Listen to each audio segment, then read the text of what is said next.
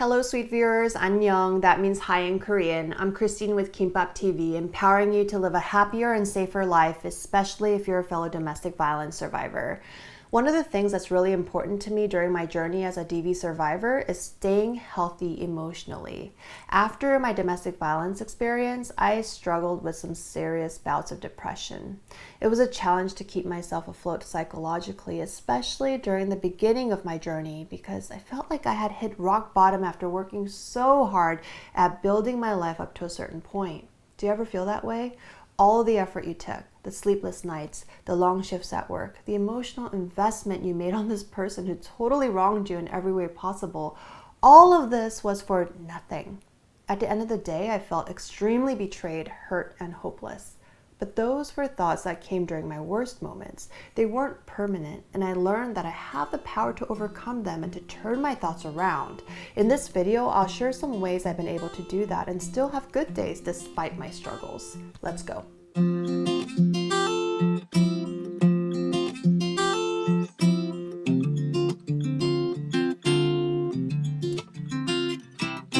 If you have life, you have purpose. That's something I heard on one of my audiobooks during a recent morning walk. It reminds me of my favorite Bible verse. Now faith is confidence in what we hope for and assurance about what we do not see. That's Hebrews 11:1 in the New International Version. This verse has been my guiding light through most of my adult life. From moving to cities that I've never been to in pursuit of my storytelling dreams, to creating this empowerment video series, I act on faith even when I can't see the end result because I know God's got me and I feel a deep conviction in my heart to obey Him. So after my DV incident, when I found myself holed up inside my house and refusing to let the world in, I knew something wasn't right and I needed to do something about that. But it was hard. During those weeks, I just stopped caring about myself, about my loved ones, and about my future. If you're a fellow survivor, you may be able to relate to what I'm saying. The feeling of apathy started to take over. But here are some things I did that helped me to gradually transition into a more positive mindset. The first thing I did was allow myself a finite number of minutes, hours, or even an entire day to drown in my misery. I think that's really important for me to acknowledge my feelings. If I suppress it, it'll get stuck like in a pressure cooker and explode when I least expect it, hurting myself more as well as the unfortunate souls who are around me at that time. So typically I give myself the length of one TV show episode that I'm watching, or two, or in rare cases a whole day to just sulk and be sad. I know I need to get it out of my system so I can function better when I'm done. The next thing I do is engage in some type of physical activity. For me, it changes with the season. Right now, I'm really into golf and walking. I do both of them religiously in the morning because I know the act of doing both gives me endorphins and helps me to feel like I've accomplished something before really starting my day. As soon as I get up, I drive to the driving range to hit a large bucket of balls as the sun starts to rise. Then I come back home and walk around my neighborhood for at least 2 miles while listening to something uplifting. That's my third tip, listening to an inspiring audiobook or music. During my morning walks, I've listened to The Success Principles by Jack Canfield, Girl, Wash Your Face, and Girl, Stop Apologizing by Rachel Hollis, a series of options from Iyanla Vanzant, and live recorded teachings by Joyce Meyer. I find that listening to these recordings helps me to stay positive because they address a lot of obstacles I face or place in front of my own path. I remember when I had just left my abuser and settled into a safe home, I played music from my favorite Christian artists, especially at night while I was struggling to fall asleep. Chris Tomlin sang, "Your love is greater than any other." Jeremy Camp said, "I still believe in your faithfulness." Toby Mac repeated, "We lose our way, we get back up again." Repetition of affirmations helps me to visualize a more positive future and keeps me hanging on one day at a time.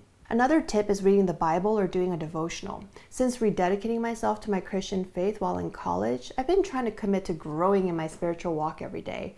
I remember especially during the initial days and weeks after fleeing from my abuser, I clung onto God's words like I never did before because it was all I had.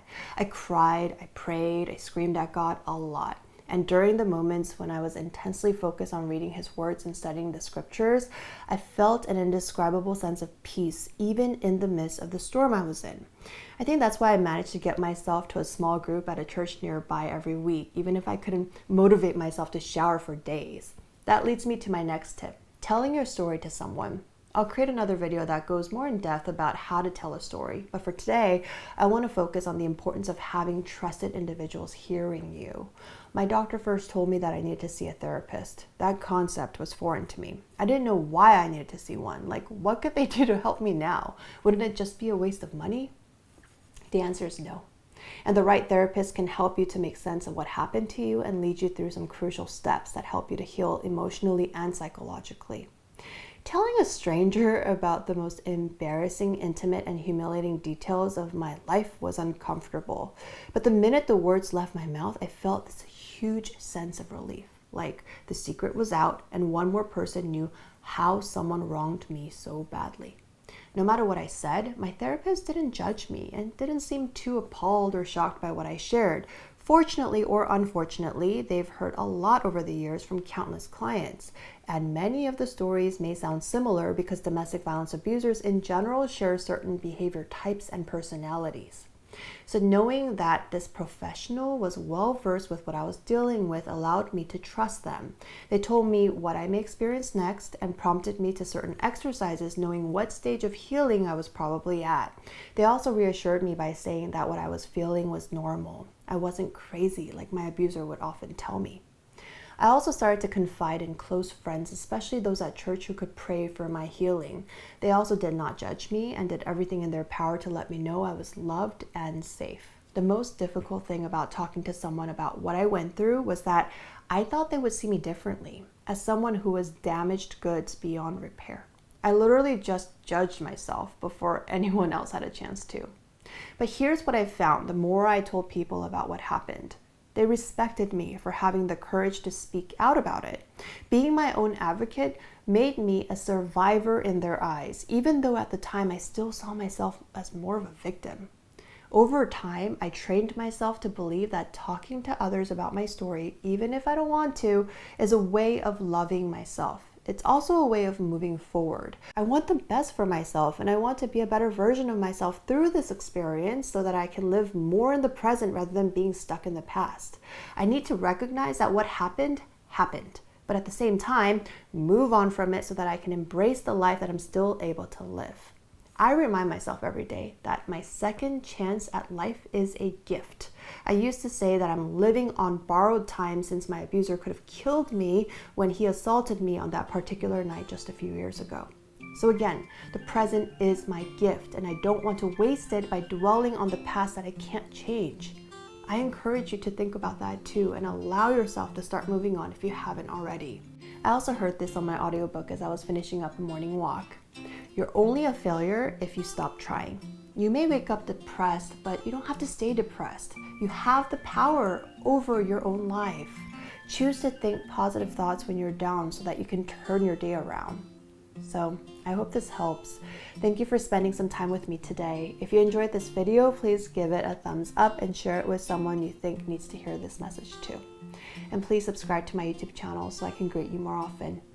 Take great care of yourself, and I'll see you again in my next video. Bye.